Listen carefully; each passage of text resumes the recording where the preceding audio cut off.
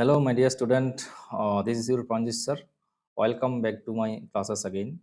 So today I'm going to discuss about telescope.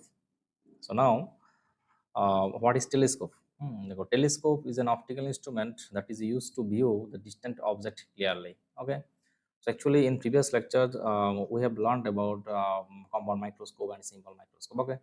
Compound microscope में क्या था, दो दो लेंस था, एक था ऑब्जेक्टिव लेंस और एक था eyepiece lens. Okay, eyepiece lens का जो फोकल लेंथ था वो बड़ा था एंड ऑब्जेक्टिव लेंस का फोकल लेंथ वो छोटा था। ठीक है, क्योंकि वो कंपाउंड माइक्रोस्कोप में ज़्यादा लेंथ लेने का जरूरी नहीं है। ऑब्जेक्ट से जो जितना सारा रेस आता है वो ट्यूब ट्यूब में जाके एब्जॉर्ब हो जाते हैं। ठीक है, बट जो टेलीस्कोप है, देखो मेरे पास एक टेलीस्कोप है, it is a reflecting telescope. ठीक है, टेलीस्कोप के लिए जो ऑब्जेक्टिव लेंस है, ये वाला पॉइंट में ऑब्जेक्टिव लेंस रहता है और उधर आईपीस लेंस रहता है जिधर से तुम देखोगे। ठीक है, सो आईपीस लेंस का फोकल लेंथ कंपैरेटिवली छोटा होता है with respect to objective lens. Okay, objective lens का फोकल लेंथ क्यों बड़ा होता है? एक्चुअली ऑब्जेक्ट तो बहुत दूर रहते हैं, जैसे कि दो स्टार और दो planets are staying very very far away.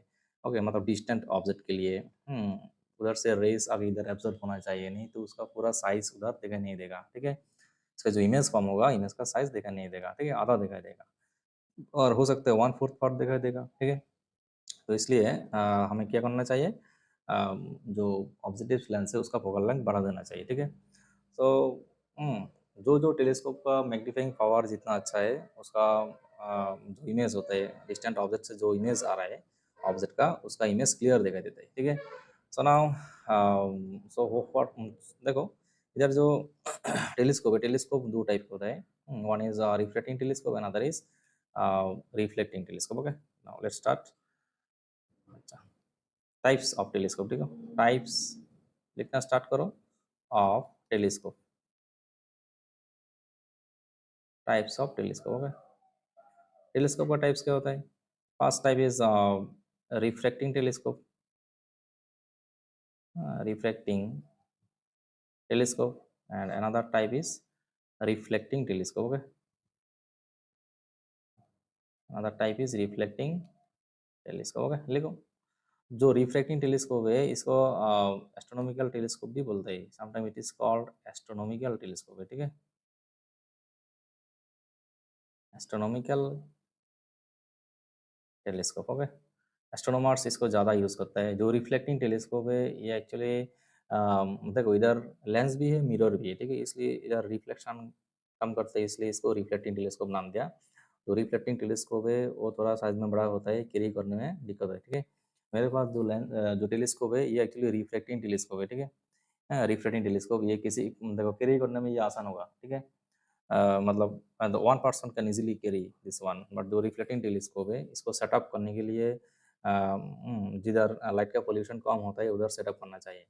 और भी टेलीस्कोप है जैसे कि स्पेस टेलीस्कोप। ओके, स्पेस में जैसे कि Hubble space telescope and James Webb space telescope. Okay, recently NASA और एक टेलीस्कोप को भेजा, इसको बोलते हैं James Webb telescope, JWST।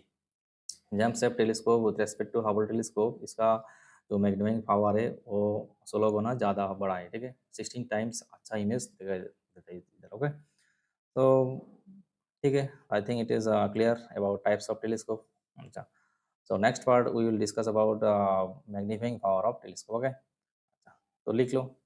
Then देखो, जो टेलीस्कोप के लिए जो मैग्नीफाइंग पावर है, ठीक है, मैग्नीफाइंग पावर, देखो हम लोग ऑलरेडी कंपाउंड माइक्रोस्कोप में क्या देखा, जो बीटा एंगल फॉर्म किया था, visual angle formed by an image. Okay, it is beta, it is an object A B.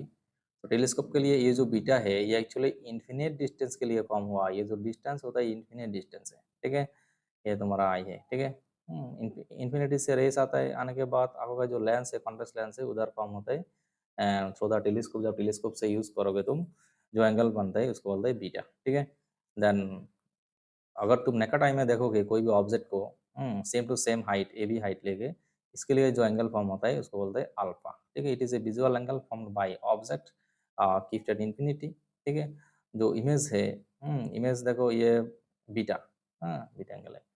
तो now magnification M equal to क्या है, लिखो visual angle, visual angle formed by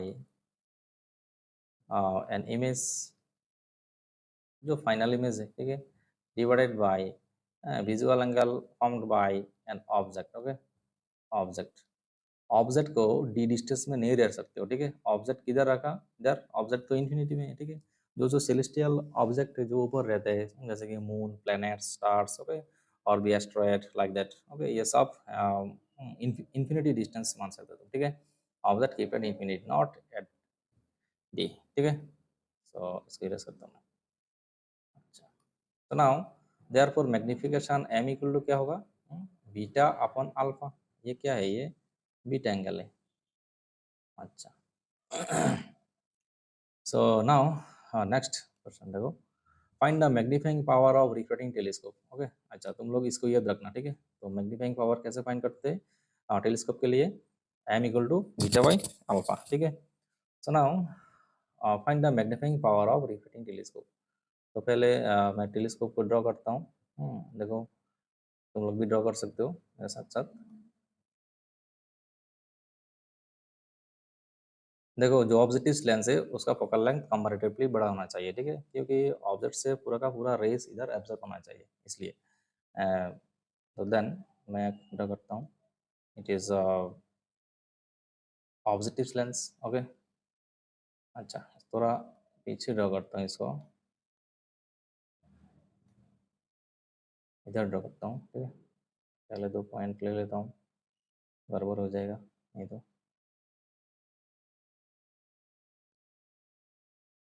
ठीक है। और एक लेंस इधर ले लेता हूँ, जो आईपीस लेंस है। आईपीस लेंस का जो फोकल लेंथ होता है छोटा होता है, ठीक है। आईपीस लेंस का फोकल लेंथ छोटा होता है, ठीक है। आईपीस लेंस, देखो जो टेलीस्कोप का जो आईपीस लेंस है, ठीक है, आईपीस लेंस, जैसे कि मेरे पास देखो एक आईपीस लेंस है। ये जब तुम उधर लगाओगे, ट्यूब के इस साइड में लगाओगे, with making it's balance, okay, focal length को जब बैलेंस करोगे, देन दूर से जो ऑब्जेक्ट है उधर रेस आके उधर जमा होता है, देन इसका इमेज तुम देखोगे, final image, we can see the final image through the eyepiece lens. Okay, eyepiece lens का जो फोकल लेंथ होता है वो बहुत छोटा होता है। देखो मेरे पास जो ट्यूब है ये 20 mm डायमीटर है इसका, ठीक है। और इधर जो ट्यूब है इसका डायमीटर और भी ज़्यादा है, लगभग ये और भी होगा, 30 mm से ज़्यादा होगा, ठीक है, 30 to 40। So now see that is, ये क्या है, it is a eyepiece lens, लिखो eyepiece lens. Okay, it is our objective lens. Okay, objective lens. Okay, it is our eyepiece lens.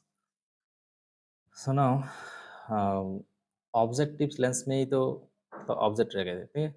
Object इधर रखना पड़ेगा, it is optical centre, it is optical centre of eyepiece lens. तो infinity से parallel race आता है, ठीक है। Infinity से एक रेस आगे ऑप्टिकल सेंटर से होते हुए चला जाएगा, ठीक है, एकदम उधर फॉर्म कर गई है। ये थोड़ा इरेज करता हूँ मैं।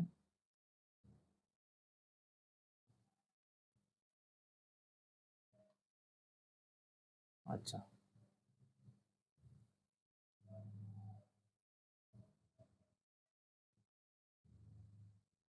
ठीक है, ये एकदम स्ट्रेट लाइन जाएगा, तुम लोग स्केल लेके ड्रॉ करना। एंड देन और एक रेस इसका ही पैरेलल होगा, ठीक है। आने के बाद बैंड हो जाएगा ना, ये तो बैंड हो जाएगा। अब उसी इस पॉइंट में आके बैंड हो गया, ठीक है। इधर से बैंड होने के बाद ये एक रेस इधर से चला गया, ठीक है। और ये पीछे ले जाते हुए इसको ऐसा करके रखना पड़ेगा। देखो, this rays are diverging lens. Okay, divergence इधर क्या हो गया, डाइवर्जेंस हो गया, diverging, they are never meet at this side. Okay, इधर से जब तुम देखोगे, इधर से जब तुम देखोगे इसको, देखो इधर से देखना पड़ेगा इसको, ठीक है, इधर से देखना पड़ेगा। तो ना पीछे इसको ज्वाइन करो, it will form final image of distant object, जो बहुत दूर है। इधर इमेज फॉर्म हो गया, ठीक है, इधर इमेज फॉर्म हो गया। सपोज इन्फिनिटी में ऑब्जेक्ट है, ठीक है, ऑब्जेक्ट का लेंथ नहीं पता है, ए बी लिया, इसलिए डॉटेड यूज़ किया, डॉट लाइन। देन इधर से आगे इधर मीट किया, ये ऑब्जेक्टिव लेंस से ओ, आईपीस लेंस से ई। ओके, तो ऑब्जेक्टिव लेंस से इधर आगे इमेज फॉर्म किया इसका ए बी का, ठीक है। Then it will be A dash B dash, then it will be beta. Our beta is here, okay, because beta is formed by final image. It is say a double dash and b double dash, okay, a double dash and b double dash. मेरा speaker थोड़ा खराब है, इसलिए बार बार देखना पड़ता है, of हो गया क्या। सो अल्फा किधर है, अल्फा तो इधर है, ठीक है, इन्फिनिटी में ऑब्जेक्ट है इसलिए अल्फा इधर फॉर्म हुआ, ठीक है। So this is an alpha. देखो this angle and this angle are vertically opposite angle, so we know that vertically opposite angles are equal to each other. So now this is our overall construction. Now put all the distance, corresponding distance.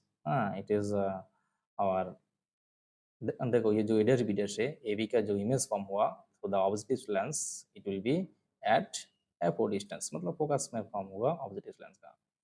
क्योंकि focus को तुम ये adjustable जो tube है, adjustable tube से length को increase decrease करके setup करना पड़ता है, क्योंकि मून का डिस्टेंस अलग है, स्टार का डिस्टेंस अलग है, प्लैनेट्स का डिस्टेंस अलग है, ठीक है।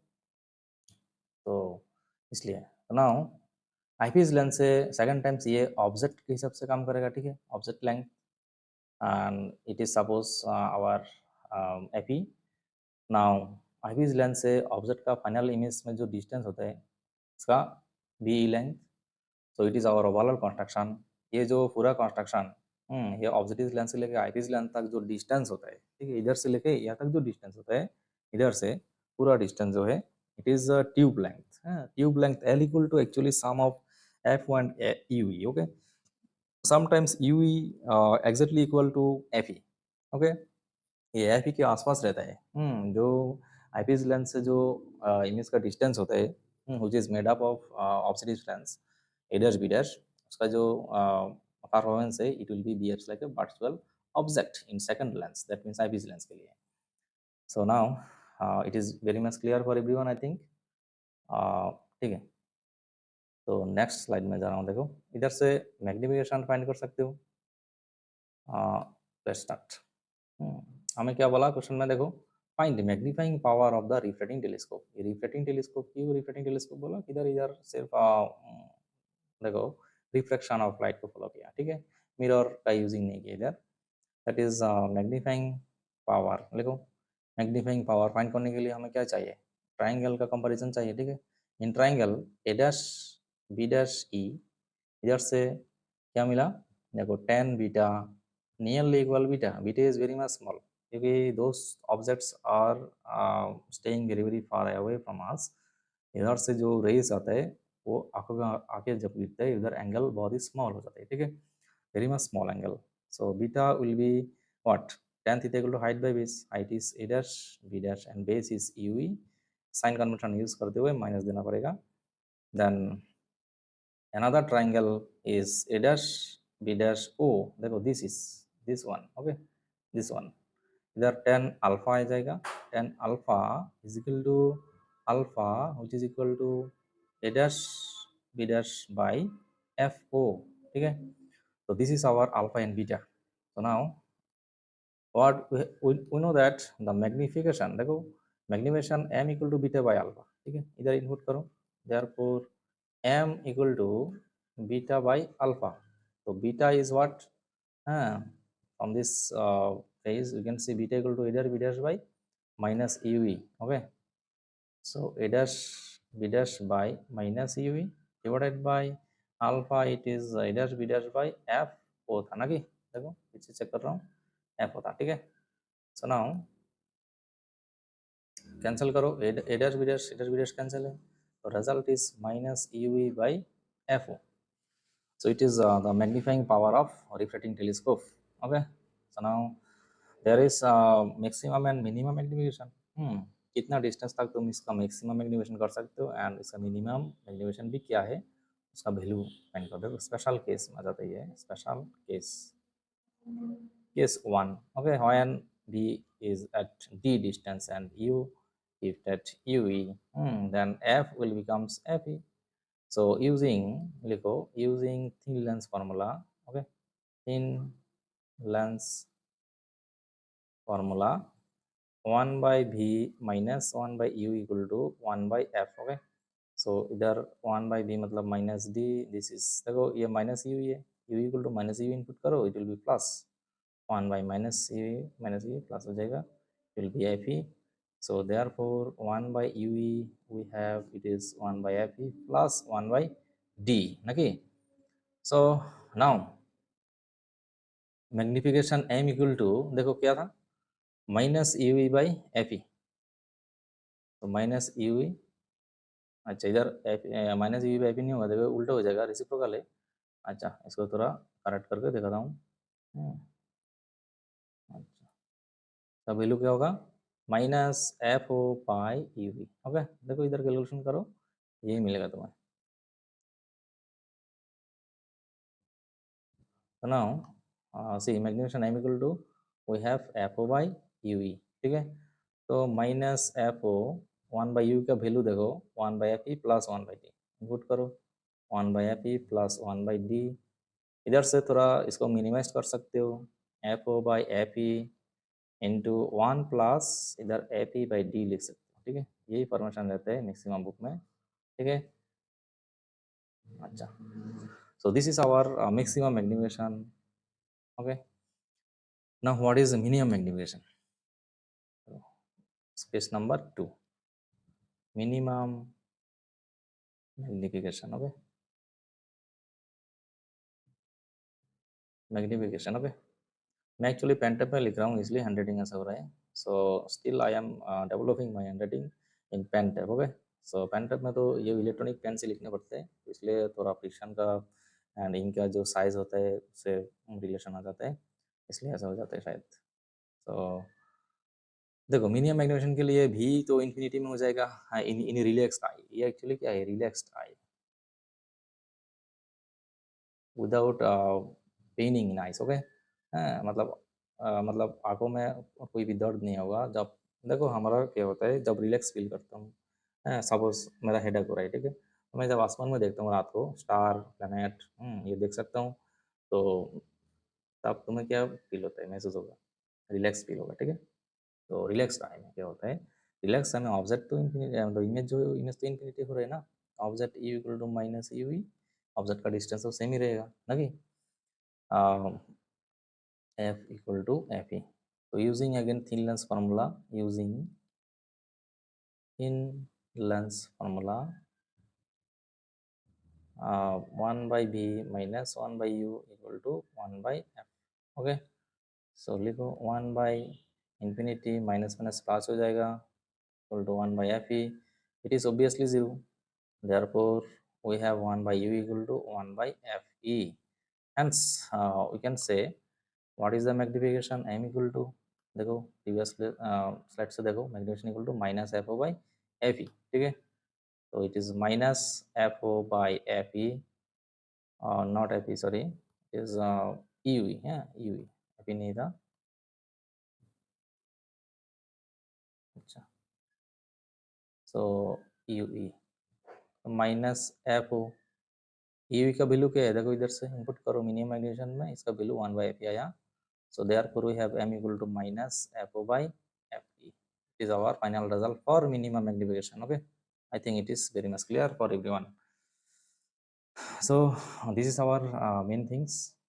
So next slide में जाता हूँ, देखो 6 नंबर स्लाइड।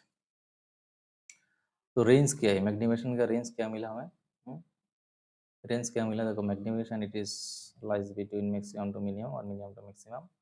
देखो इसका वैल्यू क्या था, minus F O by F E, okay, minus F O by F E, and then इसका जो मैक्सिमम मैग्निफिकेशन है उसका वैल्यू क्या है, minus F O by F E into 1 plus F E by D. Okay, तो minus F O by F E into 1 plus F E by D. I think it is very much clear for everyone. If anybody has any confusion, you can put your comment in comment box. I will give you response. Okay. तो ये है range. अच्छा जो telescope है, telescope का तो एक length रहता है ना, ट्यूब का जो लेंथ है, ट्यूब का लेंथ इधर से लेके यहाँ तक। ओके, ये जो पूरा लेंथ है, ये टेलीस्कोप का लेंथ कितना है, it is depends on telescope length and eyepiece focal length. Okay, तो लिख लो length of telescope also important. I have to put this one, length of telescope.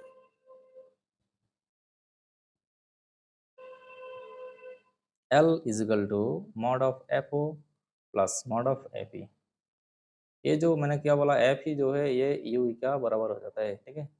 जब तुम एडजस्टेबल लेंथ, जो ट्यूब है एडजस्टेबल नोब है, ये एडजस्टेबल नोब से जब इसको एडजस्ट करोगे फोकल लेंथ तो you exactly meet at F E. Understood everyone? That's why F E and U दोनों सेम है for watching the clear image. Okay, telescope क्या करते हैं, टेलीस्कोप तो बहुत दूर से जो ऑब्जेक्ट है उसका इमेज को क्लियरली दिखाई देता है, ठीक है, but it can not taking this object nearly this lens. Okay, object इस लेंस, ये सिर्फ उसका इमेज को दिखाई देते हैं। ऑब्जेक्ट का साइज एंड शेप को ये नहीं बढ़ा सकते, ठीक है, ऑब्जेक्ट का शेप एंड साइज सेम ही रहेगा। एक बार ये रखना तो ठीक है एवरीवन, तो it is our length of the tube. इधर से कभी कभी क्वेश्चन आ जाता है, मैंने क्वेश्चन को सेट करके रखा, तुम लोग देखो इधर एक क्वेश्चन है, ठीक है।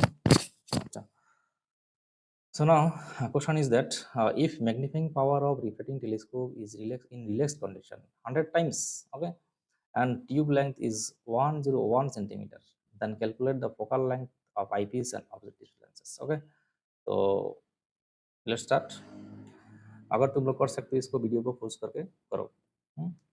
तो रिफ्रैक्टिव टेलीस्कोप का जो रिलैक्स्ड आई कंडीशन में मैग्नीफिकेशन पावर क्या है, देखो गिवन गिवन इनको थोड़ा चेंज कर लेता हूँ, ठीक है। m is equal to 100, ठीक है। we know that m is what, in a relaxed eye m is what, see m is nothing, it is f over fe।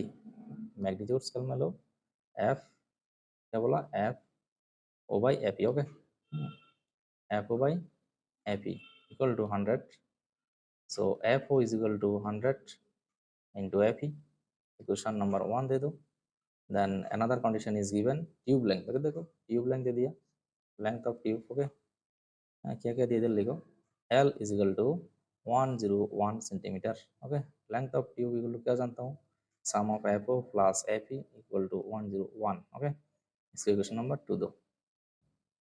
तो इक्वेशन नंबर 1 से एफ ओ का वैल्यू इधर input करो, क्या मिलेगा, देखो 100 F E plus F E is equal to 101, implies that 101 Fe आ जाएगा इधर equal to 101, so Fe equal to 101 by 101 is equal to 1, so we have Fe equal to 1 centimeter, okay everyone। So then putting in equation 1 implies that Fo equal to 100 into Fe कितना मिला, 1 centimeter equal to 100 centimeter, so this is our final result। so this is FO and this is FE। so ऐसा numerical आ जाता है exam में कभी कभी, और भी न्यूमेरिकल आ सकते हैं मैक्सिमम मैग्नीफिकेशन मिनिमम मैग्नीफिकेशन से। देखो मेरा जो क्लास है ये CBC TBC दोनों पैटर्न के लिए इम्पोर्टेंट है, दोनों बोर्ड यूज़ कर सकते हो। तो ये था आज का lecture, so thank you for watching my video, और ठीक है एवरीवन, थैंक यू। तो इधर ही खत्म करता हूँ। अच्छा, ये देखो, तो ये है मेरे पास जो रिफ्लेक्टिंग टेलीस्कोप है, पावर सीकर नाम है इसका, सिलिस्टन कंपनी का। सो इसका प्राइस मार्केट में मिल जाएगा तुम्हें 30 to 40,000 के आसपास। सो इससे तुम सोलर सिस्टम में थोड़ा जो प्लैनेट्स है जैसे कि जुपिटर, सैटर्न भी ऑब्जर्व किया मैंने, देन मून सरफेस तो आसानी से देख सकते हो, ठीक है। और भी प्लैनेट्स है जैसे कि मार्स को देख सकते हो, उसका रेड शेप को देख सकते हो। देन देखो इसके बारे में थोड़ा मैं जानकारी दे रहा हूँ तुम लोगों को। सो ये जो है ये है फाइंडर स्कोप, ठीक है। फाइंडर स्कोप से पहले कोई भी सेलेस्टियल जिसको तुम मतलब फाइंड कर सकते हो, पहले फाइंड करने के बाद देन ये इधर जो आईपीस लेंस है, ठीक है, तो by the using eyepiece lens we can get full image, okay, of the distance object, okay, और डिस्टेंट ऑब्जेक्ट का इमेज दिखाई देता है। तो जैसे कि मेरे पास ये है एक आईपीस, ये 20 mm डायमीटर का एक लेंस है, और भी ये छोटा बड़ा लेंस होता है। और ठीक है, तो ये जब इधर सेटअप करोगे, सेटअप करने के बाद पूरा पूरा का पूरा ऑब्जेक्ट को देखा देता है ये बोर्ड से। ठीक है, सो कुछ इमेज मैंने लिया, वो स्क्रीन में दे दूंगा बाद में। तो थैंक